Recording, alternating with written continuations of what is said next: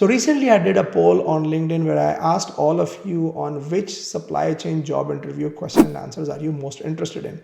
And a vast majority chose customer supply chain manager job interviews.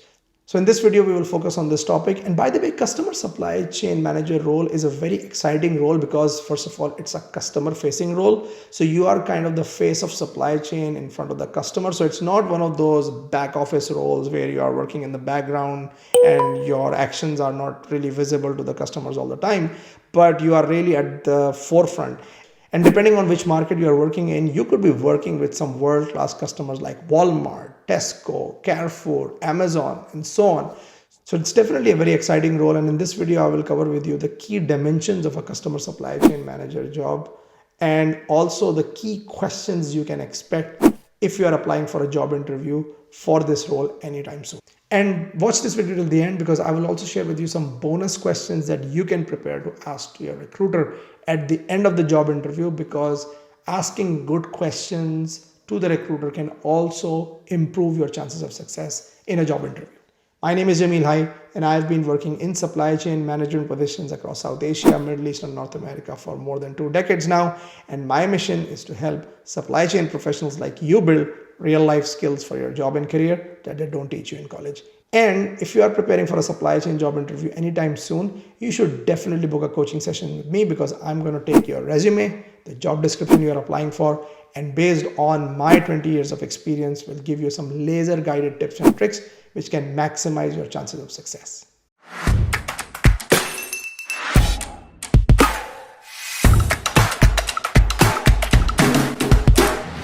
So let's first cover the key dimensions of a customer supply chain manager role. Now there are 4 key dimensions of this role. The first one is customer relationship management. Now this role is a customer facing role, as I mentioned earlier, and therefore a lot of this role is about managing your relationship with the customer, because having that strong relationship is going to be very helpful if when you get into things like joint business planning or CPFR, a concept that I will talk about later on in this video. So a huge portion of this role is to make sure that you are managing that relationship, right? So you are not just, answering with their phone calls in cases of emergency or when things are going wrong, but in general, making sure that your customer is satisfied with your service. And if there is an irritant or if there is a challenge, then how do you keep them updated? Proactive communication, by the way, is a huge aspect of this role, right? So things always go wrong in supply chain. You can't control them. There are so many factors which are beyond your control.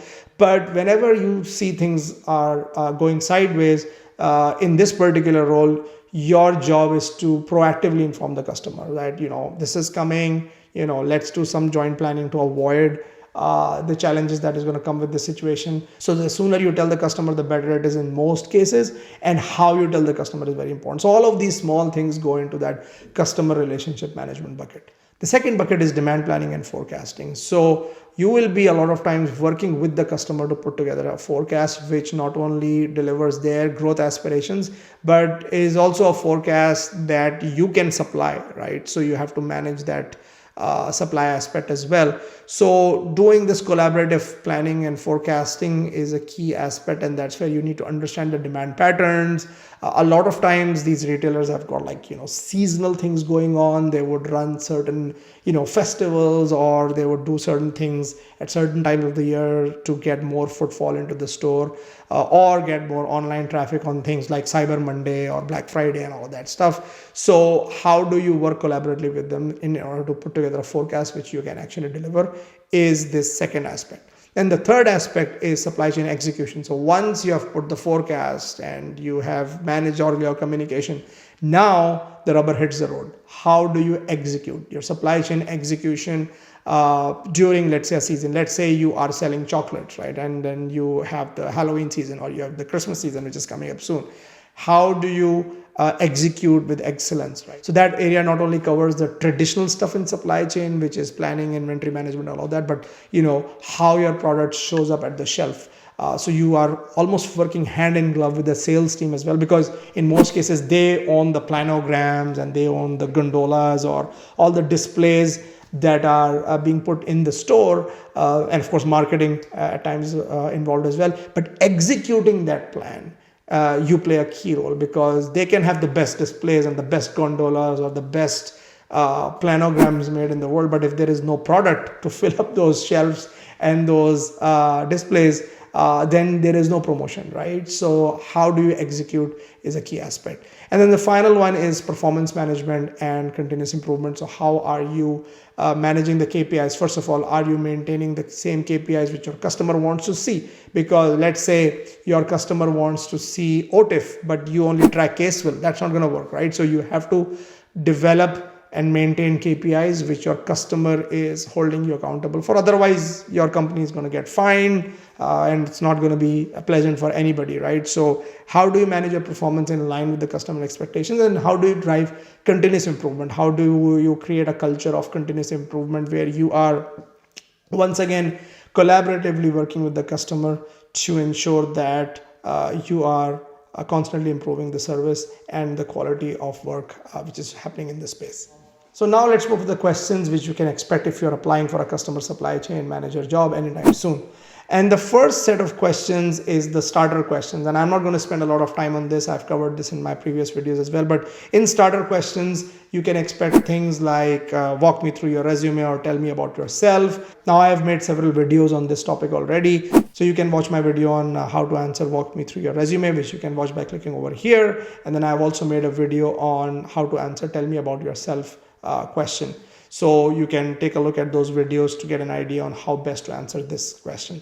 The second question that you can expect in the starter question section is, what is your leadership style? Now, this question comes quite often in supply chain management positions because the recruiter just wants to understand your leadership style, right? Now, you can answer this question in a number of different ways, but I would strongly recommend that whenever you get an open-ended question like this, right, what is your leadership style, or how do you lead, or how do you solve problems? These are like hypothetical questions, right? These are different than behavioral questions where you are asked like, tell me about a time and this and that.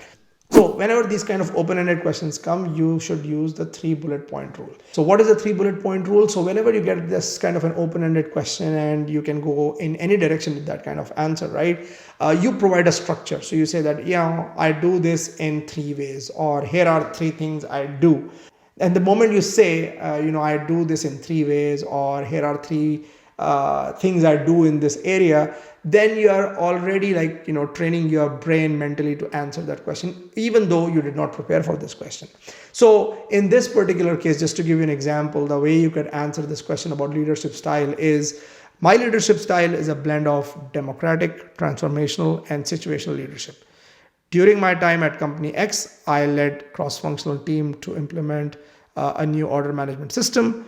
By encouraging open communication and soliciting input from my team members, I fostered a collaborative environment and ensured a successful rollout. From a transformational standpoint, when I took over a struggling customer account, I instilled a sense of urgency and purpose by setting clear goals and recognizing individual contributions. This motivated the team to exceed expectations and improve service by about 15%. On the situational front, I adopt my leadership style to fit the specific needs of my team. For example, in my last role, I had a very experienced team member and I did not intervene in his work. At the same time, I had a less experienced team member with whom I had to take a more directive approach. And that is why I think my leadership style is a blend of democratic, transformational, and situational leadership. So in this way, you have taken that open-ended question and you have provided a very star-like answer, where you have not only said that I've got these styles, but you have provided evidence, like, I use situational in this case, I use transformational in this case, I used democratic in this case. So it's a very solid answer and it gives the recruiter a very good idea about your leadership style. Now let's move to the core supply chain questions. And as I was doing research for this video, I also went through the websites of some of the bigger customers like Walmart or Amazon, and I was exploring what are their interviews like.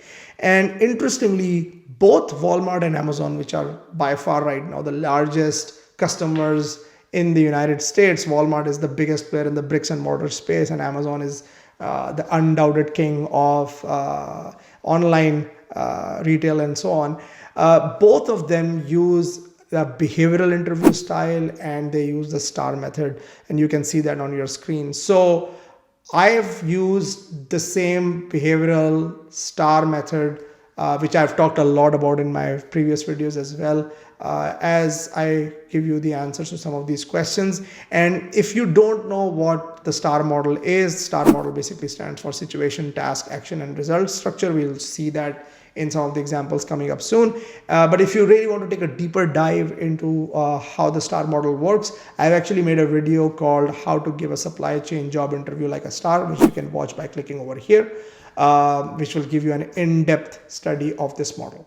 So let's look at the first question that you can expect in the core supply chain space.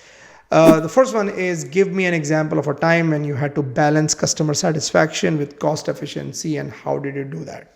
And I'm not going to give you like a word by word STAR model answer, because of course it might not fit your specific experience or needs, but I'm going to give you a very high level outline that you can adapt based on what experiences you had or how you would like to best prepare for this answer. So in the situation section, you should talk about a high demand situation resulting into stockouts, which is pretty common in supply chain. Sometimes demand surges and you suddenly have the risk of out of stock. So think about a situation like that. Talk about your task, which could be to balance service and cost efficiency, which is the case whenever this happens. And then as you think about your actions, you can talk about how did you do strategic inventory management, right? So maybe you looked at the ABC analysis and you tried to protect the A SKUs first, and then the B's and the C's, because the A's typically contribute the most to the profitability and to your top line as well. And then also talk about things like how did you manage your logistics efficiently during that time. So was there something you did with your suppliers on transport and warehouse to make this process leaner and faster as this surge happened? And as you talk about your results, mention how the KPIs such as fill rate or OTIF improved, and those customer service KPIs improved while your logistics costs did not go out of control, right? Because you're talking about managing customer satisfaction during challenging times. So how did you balance those KPIs out so that you maintained your service without significantly inflating your cost? The next question you can expect in this space is, tell me about a time when you had to manage a difficult logistics situation and how did you handle it? Now, this is a very common situation in this customer supply chain manager role, because you're working with a lot of external partners, 3PLs, transporters, and then there are a lot of other factors which are beyond your control. So what you could do is, in this case, in your STAR example, you could talk about a situation where you face significant delays due to a rail strike or something else which happened beyond your control. Your task was to mitigate the impact of the delay on customer orders, which is pretty obvious. And then you should talk in your actions about how did you do the impact assessment. You first try to understand like how big of a problem this is. Is this a rail strike for a month, or is it a rail strike for a couple of days, or is it a rail strike for 3 months, right? Those kind of things. So how did you do the impact assessment? How did you find alternatives, right? So did you explore some alternatives in this case, and maybe you could move your product by truck if railway was on strike, or those kind of things. And then how did you manage customer communication? So just like I mentioned at the beginning of this video, that a huge part of this role is proactive communication. So you can't always expect that you will only go, let's say if your customer is Walmart, you will not always go to Walmart with good news, right? Good news is easy to convey. The harder part is how do you convey bad news?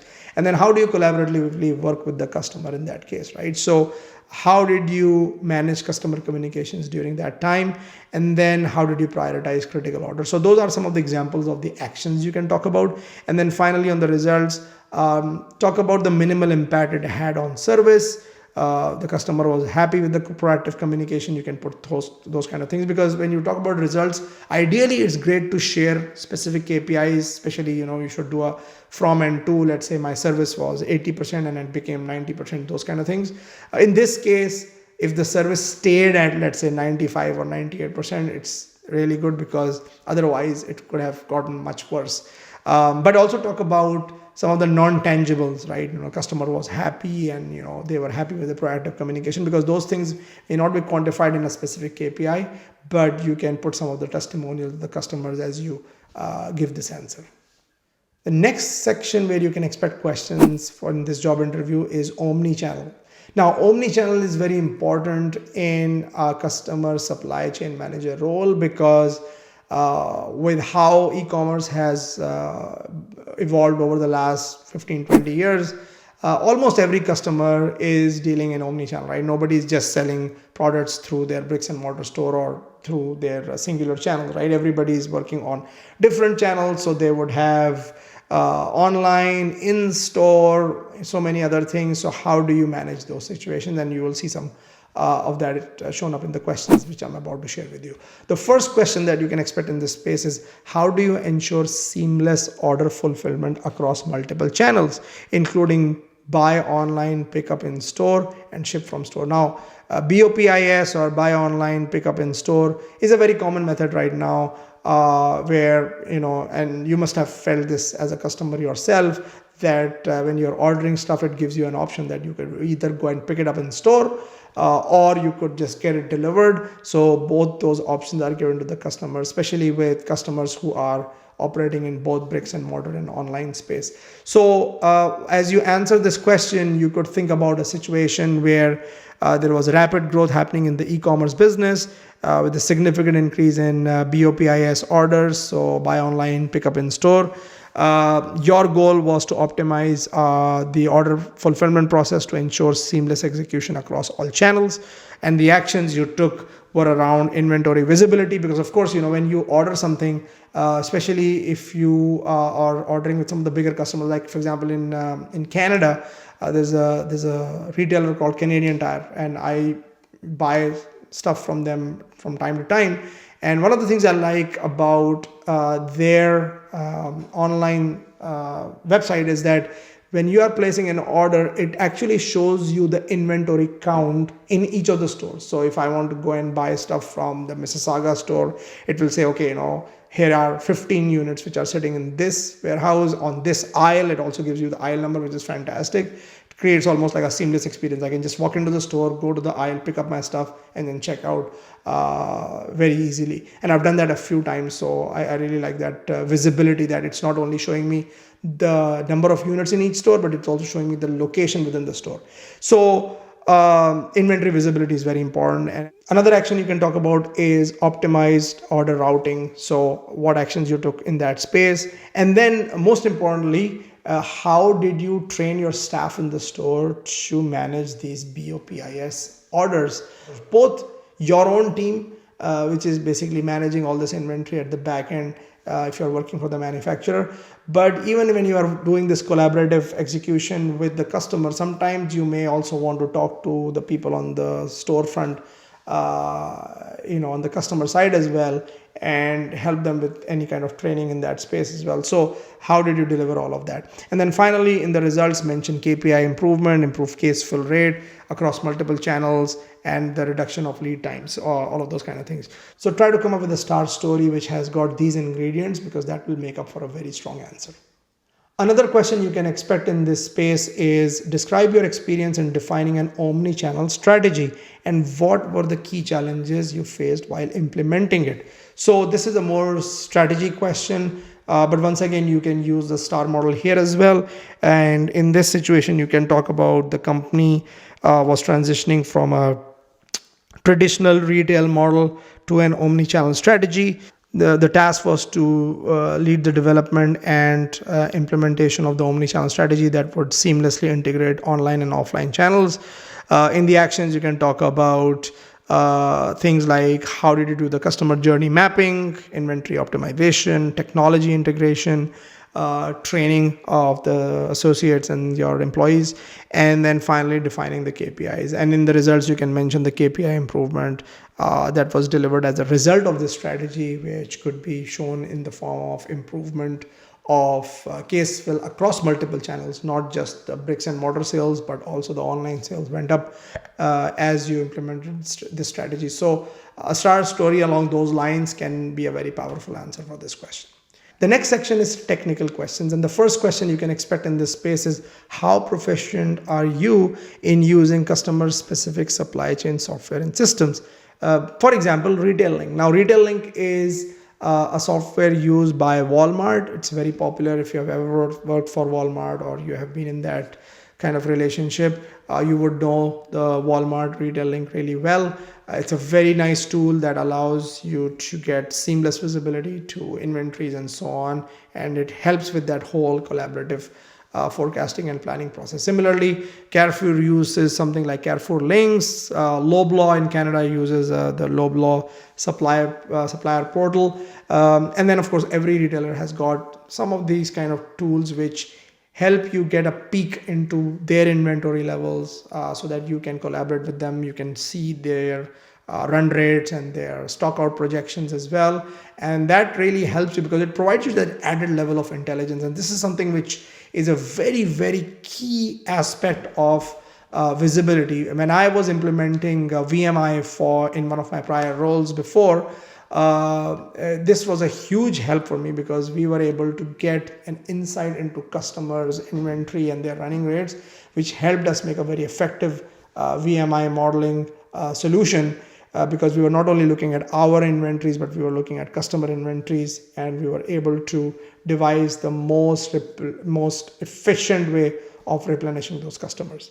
Another technical question you can expect in this space is, what is your experience in managing the CPFR process? Now, I've mentioned the CPFR process a couple of times, and I've also mentioned it in one of my prior videos as well.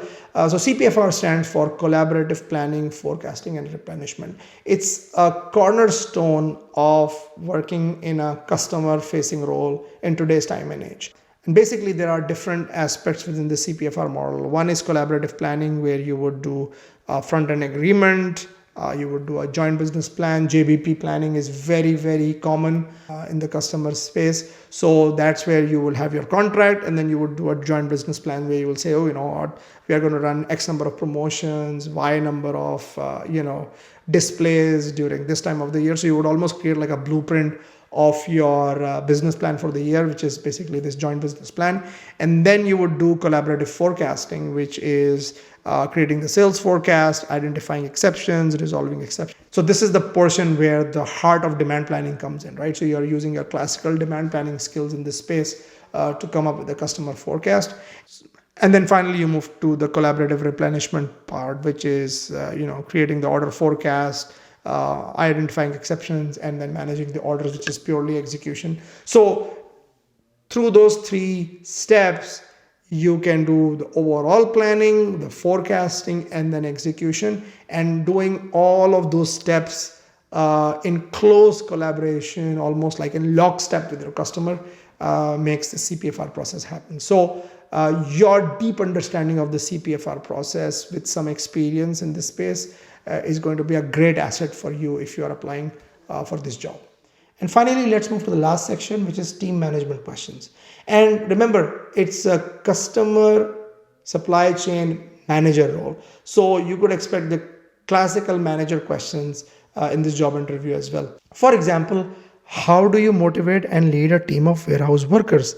So in this case, you could use another real star story, talk about your leadership style, which you have already mentioned. If that question was asked to you, what is your leadership style at the beginning of this video? So talk about all those elements. And it's very important for you to keep your team motivated, because working with the customer is not easy. A lot of times you will get fines, you will get penalties.